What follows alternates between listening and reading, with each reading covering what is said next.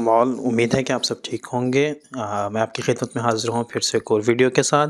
हम लोग आजकल ईकैट लेक्चर्स पे बात कर रहे थे, तो उस सीरीज़ का सेकंड लेक्चर आज है आपके सामने, चैप्टर 2 वेक्टर्स एंड इक्विलिब्रियम।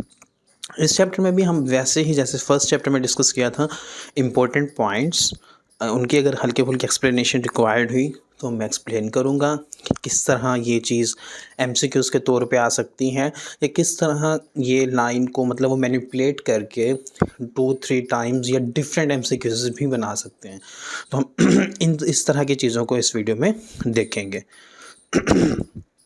तो सबसे पहले तो है एक लाइन लिख दी है, समझे मैंने सामने, 5 किलोमीटर टूवर्ड्स ईस्ट। इस लाइन को देख के आपको क्या समझ आता है?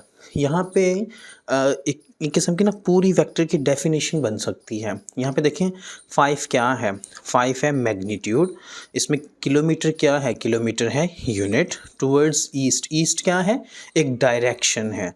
तो उस तरह देखा जाए तो ये एक मतलब कि फॉर एग्जांपल अगर मैं आपको पढ़ा रहा होता बोर्ड पे तो मैं ये लाइन लिख देता और फिर मैं इसे एक्सप्लेन कर रहा होता। तो मैंने बताया ना, यहाँ पे थोड़ी चीज़ें अजीब लगेंगी क्योंकि एक बोर्ड तो है नहीं यहाँ पे, तो रिटन है सामने, तो उस हिसाब से हमें चलना पड़ेगा। साथ मैंने लिख दिया है कि 5 यहाँ पे मैग्नीट्यूड है, के एम क्या है। तो अच्छा इसका एमसीक्यूज़ कैसे बन सकता है? वो आपको ये एक स्टेटमेंट लिख के दे देता है कि 5 किलोमीटर टुवर्ड्स ईस्ट। इसमें 5 क्या है, या पूछ सकता है कि in this above equation 5 is magnitude, 5 is unit और 5 is showing some kind of direction. इस तरह का कोई भी चीज़ वो पूछ सकता है। ये पूछ सकता है ये स्केलर क्वांटिटी है, ये वेक्टर क्वांटिटी है, एट्सेट्रा एट्सेट्रा। मतलब डिफरेंट तरीके से इसे भी पूछा जा सकता है। a plus B equal to B plus A. हमें पता है कि वेक्टर्स की एडिशन में, एटलीस्ट एडिशन में कम्यूटेटिव प्रॉपर्टी होल्ड करती हैं। F W equal to F dot D. अभी हम देखते हैं कि इसका क्या मतलब है। When a vector is multiplied by a vector quantity, the result can be a scalar or a vector quantity. जब किसी भी वेक्टर को वेक्टर क्वांटिटी से ही मल्टीप्लाई करते हैं तो उस केस में या तो रिजल्ट स्केलर हो सकता है या वेक्टर क्वांटिटी हो सकता है, डिपेंड करता है। हाँ, इसके एग्जांपल देखते हैं, वो भी नीचे हम वाइस वर्सा या इसके बरक्स उल्टा केस जो है, when a vector is multiplied by a scalar quantity. जब भी कोई वेक्टर को स्केलर क्वांटिटी से मल्टीप्लाई करते हैं तो रिज़ल्ट हमेशा वेक्टर क्वांटिटी ही आता है। इसकी दो एग्जांपल्स हैं, f equal to M A और दूसरी है p equal to M V. अब इस केस में देख लें आप लोग कि जैसे मल्टीप्लाई किया हुआ है तो जब f को सामने है ना m डॉट ए, यहाँ पे m जो है स्केलर क्वांटिटी है, a वेक्टर क्वांटिटी है। इन्हें जब आपस में मल्टीप्लाई किया तो f एक वेक्टर क्वांटिटी आई और इसी तरह ये नीचे वाला केस भी है। फर्स्ट के एग्जांपल्स कुछ खास मैंने यहाँ पे दी नहीं हुई, अगर आप कहेंगे तो मैं आपके साथ शेयर कर दूंगा। एक और चीज़ इंपॉर्टेंट पॉइंट ही जैसे कि है velocity, displacement and momentum are always parallel to each other. अब क्वेश्चन कैसे आ सकता है? वो पूछ सकता है कि which of the following are parallel to each other, are always parallel to each other. वो ऑप्शन कैसे देगा? Velocity and displacement, displacement and momentum, velocity and momentum are all of these, इस तरह करके। तो इस तरह का क्वेश्चन बन के आ सकते हैं। All parallel vectors are not equal vectors. अब जब भी हम बात करते हैं ना पैरेलल वेक्टर्स की, तो पैरेलल वेक्टर्स का ये मतलब नहीं है कि उनका मैग्नीट्यूड भी सेम हो।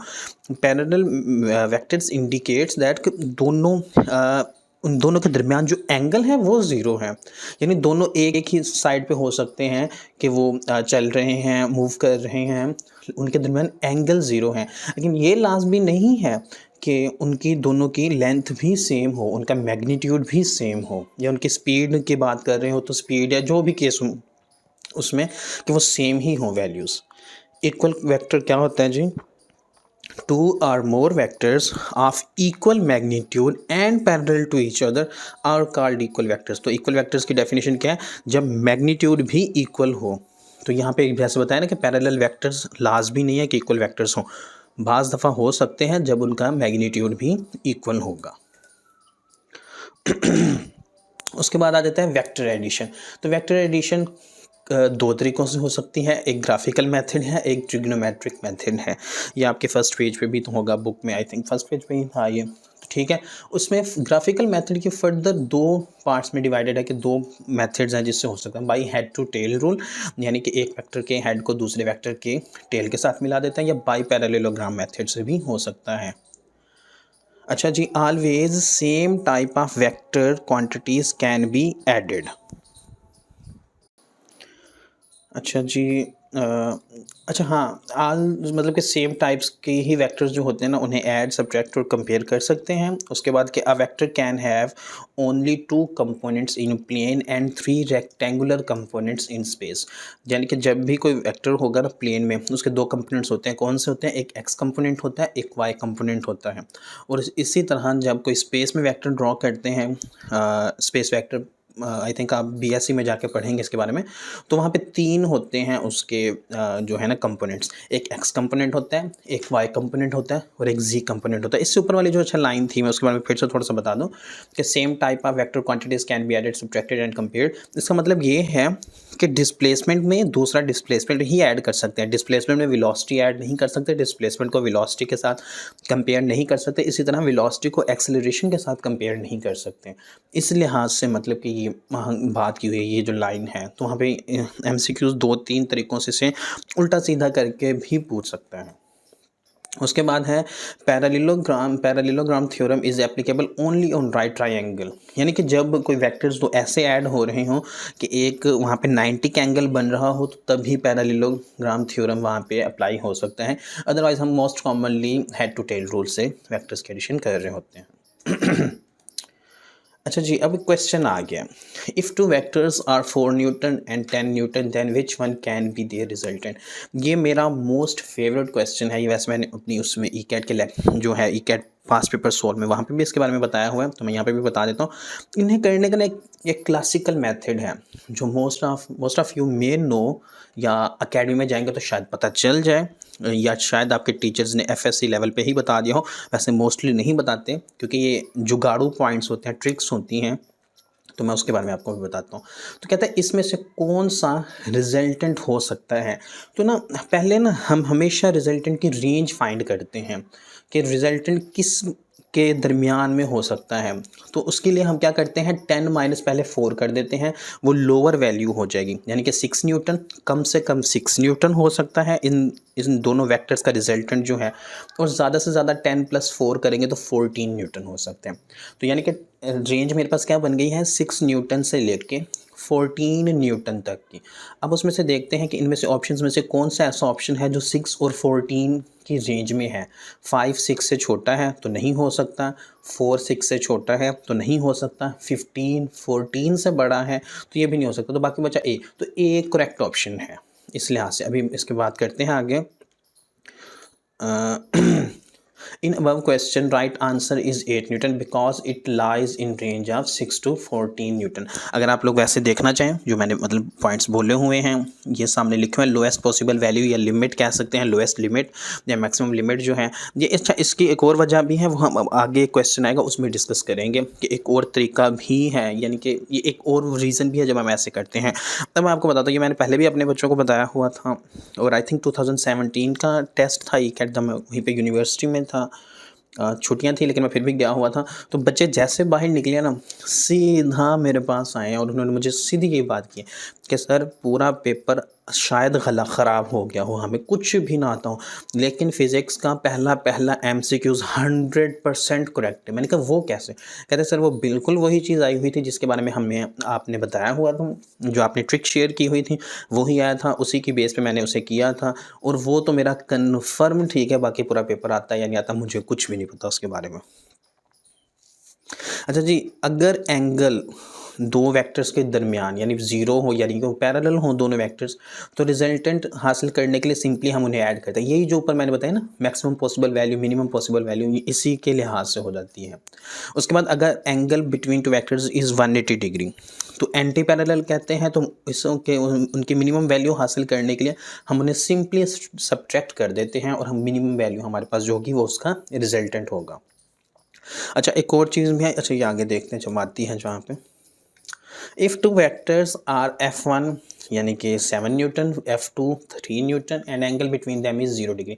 जब 0 डिग्री एंगल कहाँ है, पैरेलल वेक्टर्स हैं, what will be the maximum resultant value. अभी मैं पीछे देख के आया हूँ कि सिंपली ऐड करना पड़ेगा। अब मैं आपको बताऊँ, आप चाहें तो इससे सिंपली सॉल्व भी कर सकते हैं, लेकिन एक एग्ज़ाम है कम्पिटिटिव एग्ज़ाम, यानी कि जिसमें आपके पास टाइम ज़्यादा नहीं होता तो आपकी जो रेस होती है ना अगेंस्ट टाइम होती है। तो इस चीज़ को मैनेज करने के लिए आपको मतलब कि शार्प होना पड़ता है वहाँ पे। तो आपके पास वहाँ पे इतना टाइम नहीं होगा, करने को कर सकते हैं आप, फार्मूला लगाएंगे उससे भी आंसर आ जाएगा। लेकिन ये शॉर्ट ट्रिक्स, शॉर्ट मेथड्स जो मैं बता रहा हूँ, इसका मकसद यही है कि वहाँ पे आप क्वेश्चन पढ़ें और आपको जवाब पता हो। क्वेश्चन के अंदर ही जवाब होता है आमतौर पे, और वो आपको सिर्फ जुगाड़ी तरीके से ही पता चलता है। वो जुगाड़ जो है मैं आपको बता रहा हूँ, जिसे ट्रिक्स कहते हैं। तो इधर सिंपली ऐड करो 7 + 3। ऑप्शंस में देखो क्या क्या ऑप्शंस हैं।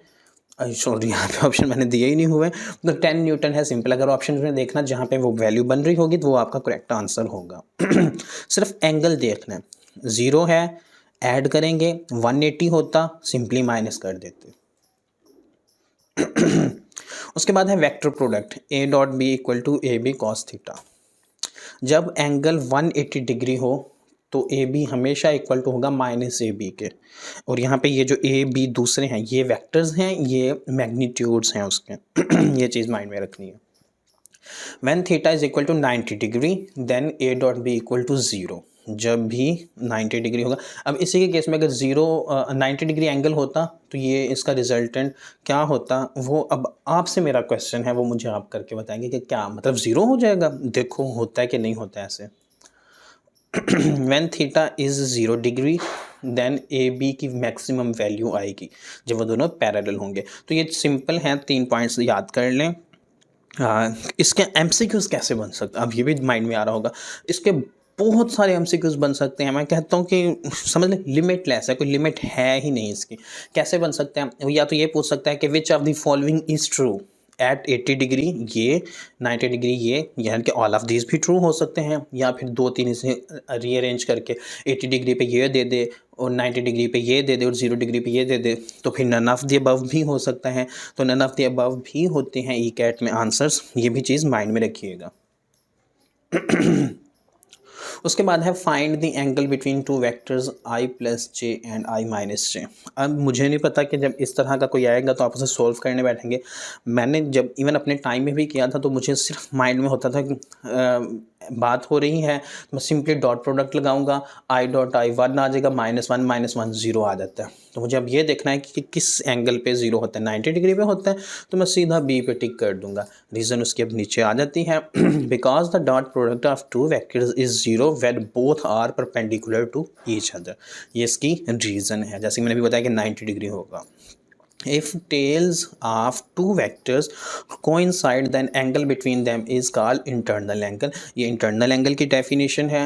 If the tail of one vector coincide with the head of another vector then angle is called external angle। ये external angle की definition है। बड़ी बड़ी स्टेटमेंट्स वाले क्वेश्चंस भी आते हैं आजकल, तो उसके लिहाज से ये दोनों दे के ये भी पूछ सकता है कि which of the following statement is true, या सिंपली पूछ सकता है कि which of the following is definition of external angle और इंटरनल एंगल। ठीक है ना, इस चीज़ को दिमाग में रखना है। If a vector equal to 2i + 4j + a के blah blah blah blah blah between them angle is 0। 90 degree की बात कर रहा है तो इसका मतलब है कि उनका डॉट प्रोडक्ट इक्वल टू 0 होगा। तो सिंपली मैंने इन्हें सॉल्व करना है, उससे मुझे a की वैल्यू मिल जाएगी। तो ये आ जाएगा 2 - 8 + 3। तो उसे सॉल्व करेंगे, दूसरी साइड पे लेके जाएंगे तो आपका ऑप्शन 2 आंसर आ जाएगा। उसके बाद बात करते हैं क्रॉस प्रोडक्ट की। तो जो बुक में है torque equal to R × F, तो R और F यहाँ पे दोनों वेक्टर्स हैं। तो ये जो हमने शुरू में पढ़ा था ना, उसमें एक और डेफिनेशन में यही कि जब दो वेक्टर्स को मल्टीप्लाई करते हैं तो रिजल्ट या तो वेक्टर हो सकता है या स्केलर। तो यहाँ पे ये आपके पास एक उसकी ही एक और एग्जांपल आ गई है। The direction of cross product can be find by right hand rule.